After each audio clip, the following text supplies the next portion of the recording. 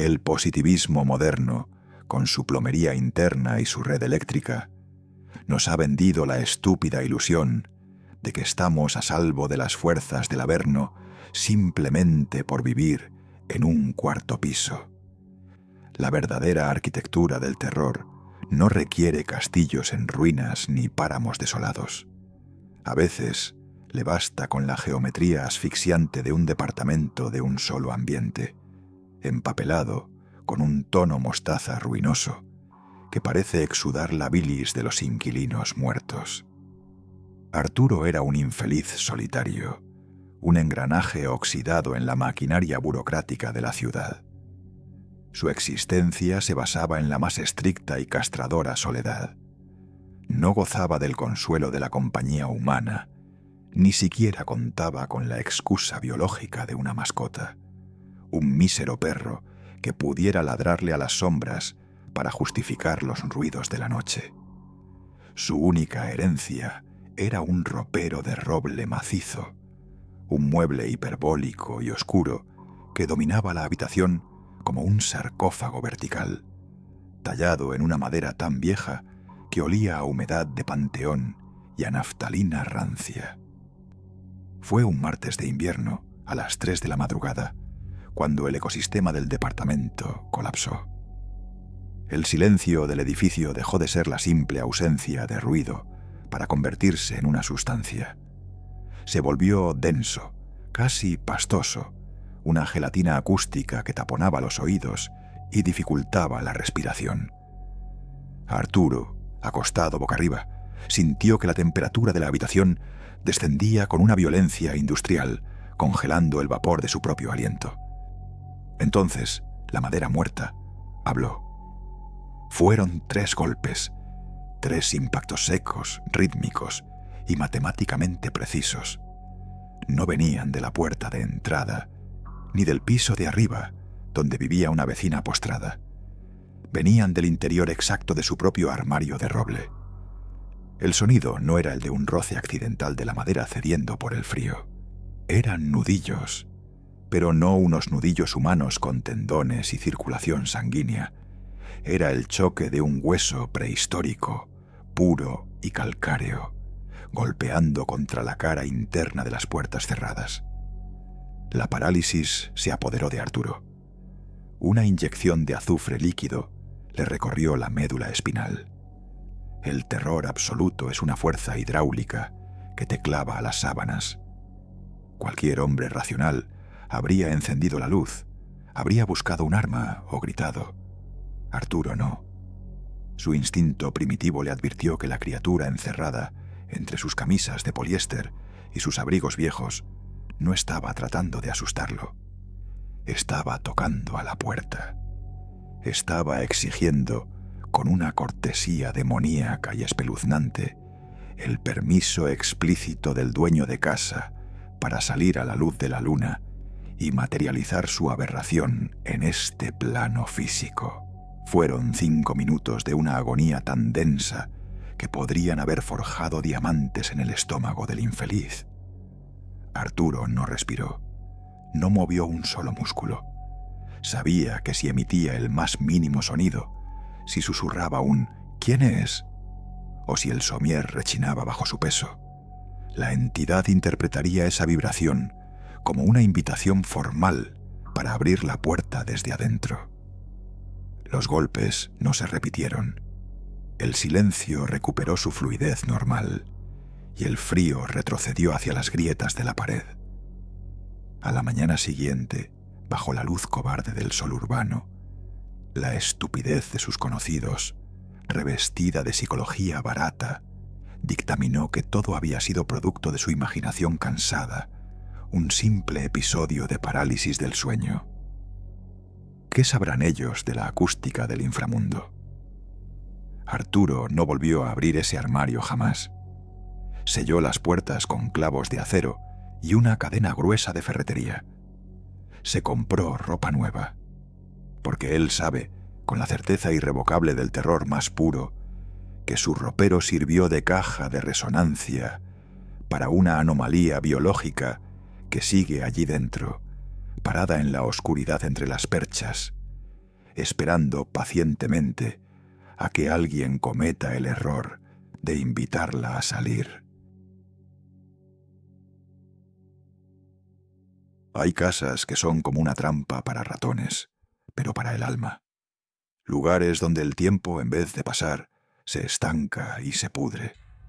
Una familia cometió el terrible error de alquilar una de estas propiedades. Por fuera, paredes comunes. Por dentro, un nido. La madre se dio cuenta primero. Una madrugada, de esas donde el silencio te zumba en los oídos, se despertó de golpe. No escuchó nada, la despertó el olor. Un tufo espeso, repugnante, a grasa de motor vieja y a tierra mojada de cementerio. Al abrir los ojos, casi se le detiene el corazón. Parado justo a los pies de la cama, había un hombre. Un tipo moreno, grandote, vestido con ropa de obrero, de hace 50 o 60 años. Estaba manchado, oscuro. Pero lo que verdaderamente le heló la sangre a la mujer no fue la aparición en sí, sino hacia dónde miraba. El hombre ignoraba a la madre. Tenía la vista clavada en el hijo más chico, que dormía al lado de ella. Lo miraba fijo. Lo observaba con una concentración enfermiza, como un lobo calculando a qué hora exacta va a saltar sobre el corral. Y la casa estaba infectada del todo. No era un solo muerto. El hijo mayor lo descubrió un par de noches después. El muchacho se levantó a tomar agua y caminó hasta la cocina, allá al fondo de un pasillo largo. Cuando prendió apenas la luz de la heladera, la vio. En el rincón más oscuro había una nena. Llevaba un vestido viejo, gris de tanta mugre, hecho jirones. El muchacho se quedó duro. Retrocedió despacio, sin darle la espalda, queriendo volver a su cuarto. Y la nena lo empezó a seguir, pero no caminaba. No había ruido de zapatos ni pies descalzos contra las baldosas. La criatura simplemente se deslizaba por el pasillo negro, flotando a centímetros del piso, siguiéndolo como una sombra que se desprendió de la pared. Con estas cosas no se puede razonar. La familia estaba acorralada. Tuvieron que pedir auxilio a pastores de su iglesia, gente que sabe lidiar con las peores basuras del otro lado. Salpicaron la casa entera con agua bendita traída directamente de Jerusalén y dejaron un parlante encendido toda la bendita noche, reproduciendo cantos y oraciones a bajo volumen. Tuvieron que acribillar la casa con rezos, asfixiar a los muertos con fe, porque de lo contrario, esos inquilinos del infierno se iban a terminar llevando a los vivos. La inmensa casona de 2 plantas llevaba casi una década clausurada. Sus pesadas puertas de roble habían estado cerradas a cal y canto, acumulando un polvo negro, espeso como la pólvora, sobre los pisos de pinotea. El aire adentro no circulaba. Se había quedado estancado en los rincones, fermentando un olor dulzón a humedad antigua y a madera muerta. A ese encierro lúgubre se mudó un estudiante solitario, buscando el milagro de un alquiler barato en un barrio olvidado. Su única compañía en aquel caserón desproporcionado era un perro mestizo, un animal robusto y de nervios templados. No era un simple perro de compañía, asustadizo o faldero. Tenía la disciplina silenciosa y el porte de un can de trabajo.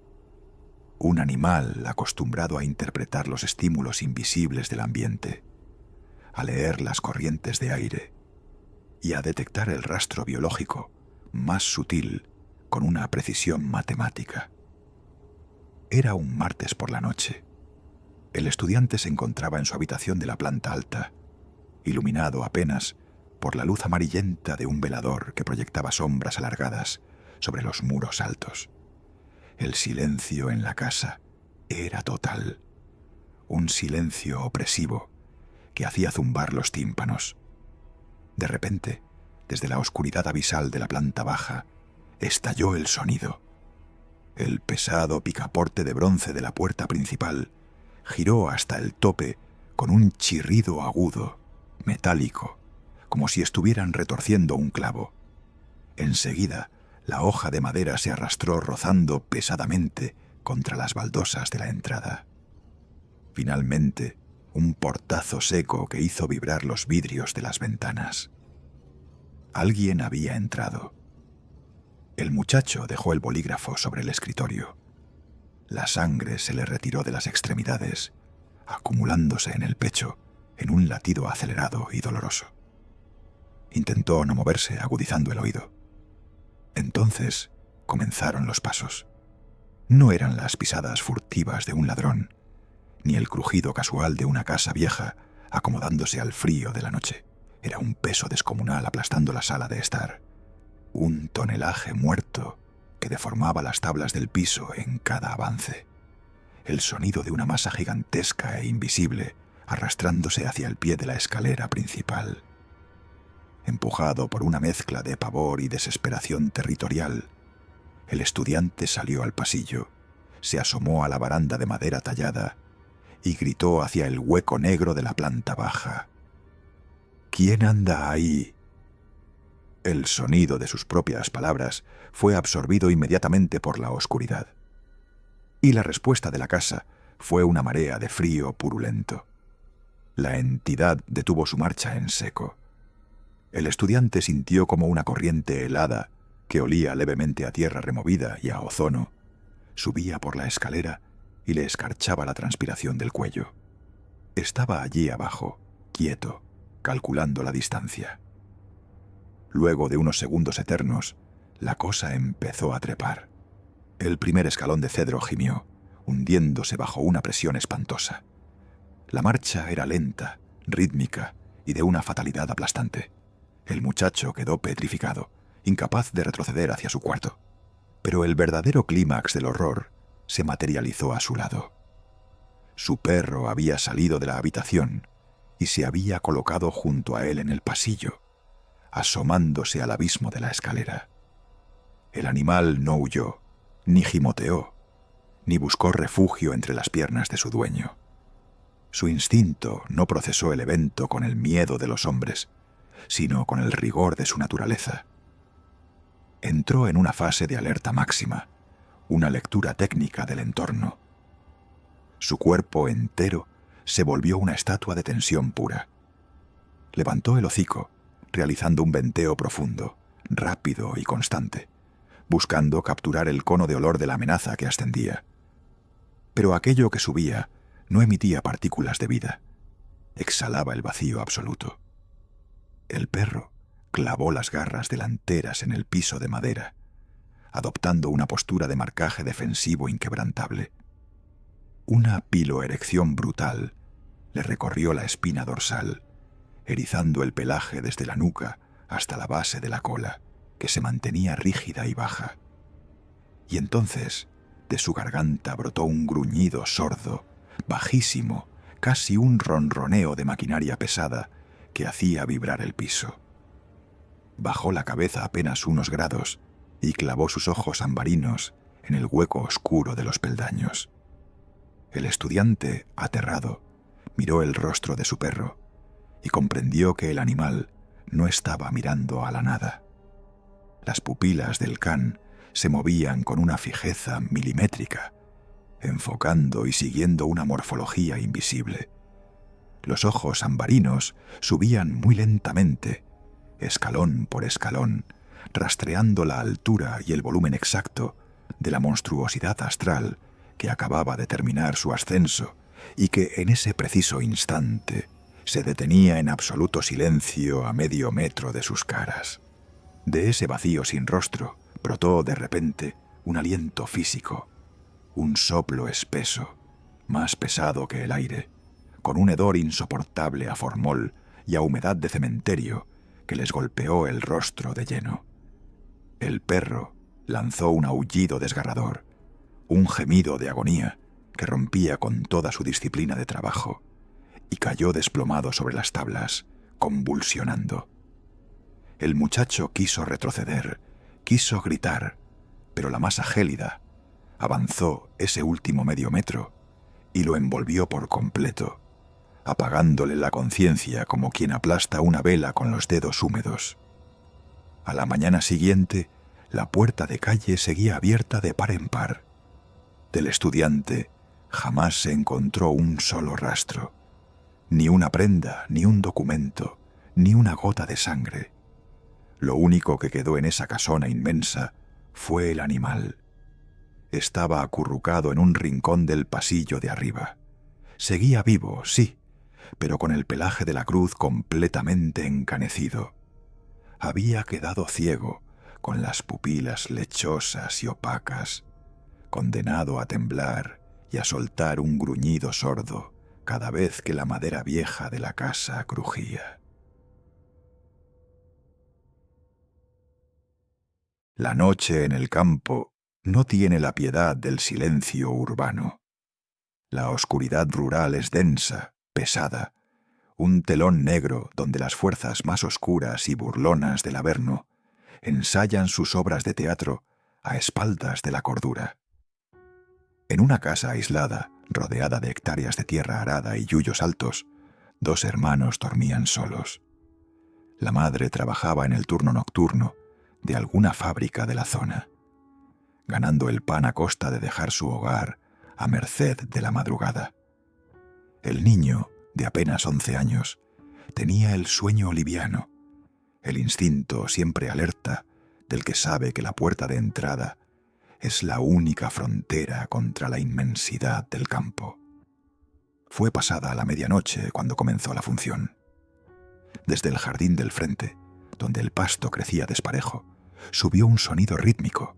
Eran botas, botas de trabajo, inmensamente pesadas, con suelas de goma gruesa, machacando la tierra húmeda. Pero no era el caminar cansino de un peón regresando a su rancho. Era un salto, una cadencia frenética, arrítmica, monstruosa. Alguien o algo estaba bailando una danza espasmódica, una tarantela demoníaca en medio de la negrura absoluta. La hierba se aplastaba bajo un peso demente. El chico, temblando bajo las mantas, intentó aferrarse a la lógica. Pensó que era su madre. Ella solía usar botas gruesas para la fábrica, y tal vez, en un rapto de cansancio extremo, o para sacudirse el barro antes de entrar, estaba saltando en la entrada. Es lo que hace la mente. Fabrica parches de normalidad para intentar tapar el agujero del espanto. Pero la danza macabra se detuvo bruscamente. Los pasos pesados avanzaron hacia la ventana del cuarto del niño. Se detuvieron justo al otro lado del vidrio fino. El chico contuvo la respiración, esperando escuchar la voz de su madre. En su lugar, el cristal le devolvió un sonido atroz. Un ruido húmedo, viscoso, gutural. Eran labios, unos labios invisibles, carnosos y babeantes, que chasqueaban en la oscuridad, mandando besos al aire con una obscenidad escalofriante. El sonido de la carne mojada separándose, imitando un gesto de cariño humano, pero vaciado de toda alma, cargado de una perversión de ultratumba. Esa burla satánica rompió cualquier excusa racional. El terror lo eyectó de la cama. Corrió por el pasillo corto hasta la habitación de su hermana mayor, buscando refugio. Ella ya estaba sentada en la cama, con los ojos desorbitados, abrazada a sus rodillas. También había escuchado los besos desde el otro lado de la pared. Y entonces la bestia demostró que no necesitaba forzar cerraduras para entrar. El horror físico se materializó adentro de la habitación, manifestándose en la más absoluta vulgaridad de lo doméstico. Debajo de la cama de la chica había un humilde canasto de plástico trenzado, lleno de ropa sucia. Sin previo aviso, el cesto cobró vida propia. Comenzó con un temblor, una vibración sorda contra las baldosas, y en un segundo se transformó en una convulsión de violencia desmedida. El plástico chocaba contra el piso y contra el elástico de la cama con una fuerza demoledora, como si adentro estuviera encerrado un jabalí rabioso, intentando destrozar el recipiente. La ropa volaba por los aires, el plástico se rajaba, la cama entera temblaba bajo el impacto de esa furia incontrolable. Era la locura pura operando sobre la materia inerte, una epilepsia hidráulica que amenazaba con partir la habitación al medio. El instinto de supervivencia fue más rápido que el pánico. Los dos hermanos, descalzos y llorando de pavor, corrieron hacia la puerta de la cocina, reventaron el pasador y escaparon hacia el patio trasero, prefiriendo enfrentar la noche helada antes que compartir el encierro con esa furia invisible. En el instante exacto en que sus pies tocaron el piso de cemento del exterior, el caos se detuvo, como si alguien hubiera cortado la energía de golpe. La casa quedó sumida en un silencio sepulcral. Los niños pasaron el resto de la madrugada acurrucados junto a la bomba de agua, temblando de frío, hasta que las primeras luces del alba y el ruido del motor de la camioneta de su madre cortaron la pesadilla. Cuando la mujer, alarmada al verlos afuera en ese estado, entró a revisar la casa con un fierro en la mano, no encontró a nadie. Ni rastros de barro, ni huellas de botas en el jardín. El canasto estaba destrozado bajo la cama, astillado en decenas de pedazos. Pero la casa ya no era la misma. Flotaba en el ambiente un tufo espeso, repugnante, un olor a azufre y a pelo quemado que tardó semanas en irse de las paredes. La voluntad del demonio se había evaporado con el amanecer, pero les dejó esa marca olfativa para que nunca olvidaran que cuando caiga la noche, las botas pueden volver a bailar.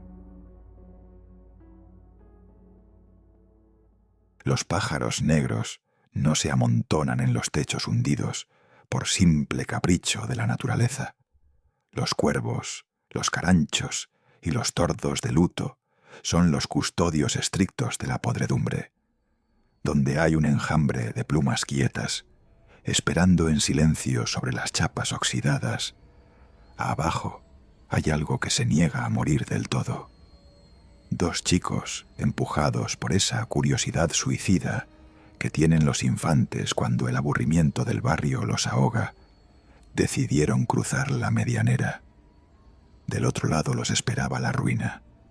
Era un esqueleto de ladrillos pelados, con la mitad del techo colapsado hacia adentro. Las enredaderas la habían estrangulado, metiéndose por las ventanas sin vidrios, como si fueran venas verdes inyectando veneno en la mampostería. Entraron por un boquete en la pared de la cocina, pisando cascotes, vidrios rotos y esquivando vigas de madera que colgaban a punto de desprenderse. El aire ahí adentro tenía peso, no circulaba. Olía a encierro crónico, a nido de ratas, a tierra mojada y a algo dulzón que revolvía el estómago. Subieron por una escalera de cemento a la que le faltaban pedazos enteros, tanteando la pared descascarada para no caerse al vacío del piso inferior. Arriba, en lo que alguna vez, muchas décadas atrás, había sido el dormitorio principal, la mugre formaba una alfombra crujiente bajo las zapatillas. El lugar era una cueva de decadencia, pero contra la pared del fondo, esa que estaba en la penumbra perpetua, se alzaba un armario. Un ropero viejo, enorme, de 3 puertas, completamente roído por las termitas. La madera estaba inflada por la humedad, llena de agujeros como un queso podrido, amenazando con desmoronarse si alguien tosía demasiado fuerte. El más atrevido de los dos tragó saliva, agarró la manija de metal verde por el óxido y tiró. Las bisagras soltaron un chillido que lastimó los empastes de los dientes, y ahí, en ese preciso segundo, la lógica del mundo natural se partió por la mitad. Adentro del ropero, en medio de la miseria absoluta, rodeado de telarañas endurecidas y paredes despintadas, colgaba un vestido de novia. No era un trapo amarillento, raído o comido por las polillas. Estaba inmaculado. Era de un blanco nuclear, deslumbrante. Desafiaba todas las leyes de la termodinámica y la descomposición orgánica. La tela de encaje y seda caía perfecta, sin una sola arruga, sin la más mínima mancha de moho, brillando con una luz propia y enfermiza en medio de la oscuridad del cuarto. Era la prenda de alguien que estaba a punto de ponérsela en ese mismo instante. El terror que sintieron los chicos no fue provocado por un monstruo saltando de las sombras. Fue el pánico cerebral que produce la absoluta imposibilidad de lo que los ojos están viendo. Ese blanco perfecto, antinatural, ofendía la razón. Dieron un paso atrás, paralizados, sin poder articular palabra. Y entonces la pesadilla dejó de ser un impacto puramente visual para volverse un horror físico. En el rincón más oscuro del suelo, justo donde la base podrida del armario se juntaba con los zócalos destrozados, algo se movió. No era un fantasma traslúcido, ni la clásica figura de una mujer de blanco flotando. Era una sombra densa, una masa negra, espesa y pastosa, que comenzó a arrastrarse por las baldosas sucias con la lentitud asquerosa de una babosa gigante. No tenía rostro, ni extremidades reconocibles, solo un volumen pesado que reptaba, dejando tras de sí un rastro de baba oscura, trepando milímetro a milímetro por la madera del ropero, en dirección al vestido resplandeciente. El miedo real estrangula las cuerdas vocales. Los dos chicos se dieron media vuelta y huyeron. Bajaron a los saltos por la escalera rota, resbalando en los escombros, desgarrándose la ropa y las rodillas, desesperados por volver a respirar el aire de la calle. Atravesaron el patio trasero a ciegas y treparon la medianera como animales acorralados por el fuego. Al caer del otro lado, raspados y al borde del vómito, miraron hacia arriba. El techo hundido de la ruina estaba tapizado de pájaros negros. Ya no aguardaban en silencio. Las aves habían comenzado a graznar al unísono, sacudiendo las alas con una excitación macabra, formando una nube oscura que tapaba el atardecer. Esa casa jamás estuvo abandonada. Era un relicario profanado. El cuarto de una novia póstuma que seguía esperando en la mugre, custodiada celosamente por esa legión de aves fúnebres.